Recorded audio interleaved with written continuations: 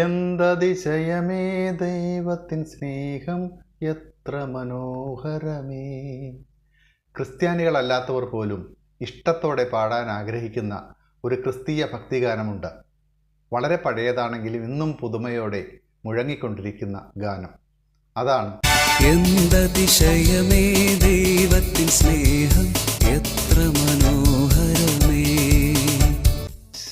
ക്രിസ്തീയ സഭകൾക്കിടയിൽ ആരാധനകളിലും പ്രമാണങ്ങളിലും വ്യത്യാസങ്ങളും ഭിന്നതകളും ഉണ്ടെങ്കിലും ദൈവത്തിന് സ്നേഹം പാടാൻ എല്ലാവർക്കും ഒരേ മനസ്സാണ്. 5-ലധികം വ്യത്യസ്തമായ ഈണങ്ങളിൽ ആലപിക്കപ്പെട്ടിട്ടുള്ള ഗാനമാണിത്.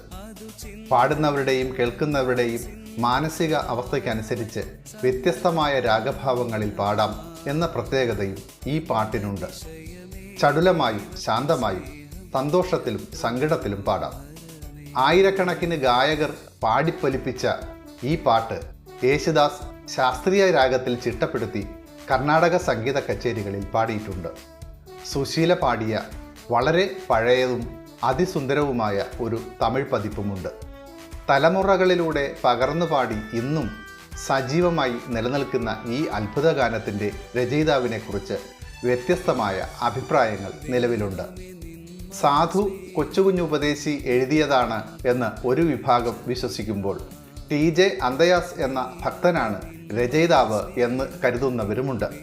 എന്നാൽ കുന്നംകുളത്തെ മാർത്തോമ സഭാംഗമായ PV തൊമ്മി എഴുതിയതാണ് എന്തതിശയമേ ദൈവത്തിന് സ്നേഹം എന്ന വാദത്തിനാണ് മുൻതൂക്കം. 1905 ചേർന്ന മാരാമൺ കൺവെൻഷനോട് അനുബന്ധിച്ച് അച്ചടിച്ച് പുറത്തിറക്കിയ വിശുദ്ധഗീതികൾ എന്ന പാട്ടുപുസ്തകത്തിൽ ഈ പാട്ട് ഉൾപ്പെടുത്തിയിട്ടുണ്ട്. രചയിതാവിനെക്കുറിച്ച് ഭിന്നാഭിപ്രായങ്ങൾ നിലനിൽക്കുമ്പോഴും ഈ സ്തുതിഗീതം വിശ്വാസികളും അവിശ്വാസികളും ഒരേ മനസ്സോടെ പാടിക്കൊണ്ടിരിക്കുന്നു എന്നതാണ് ഒരു പ്രത്യേകത. അതും ഒരു അതിശയമാണ്.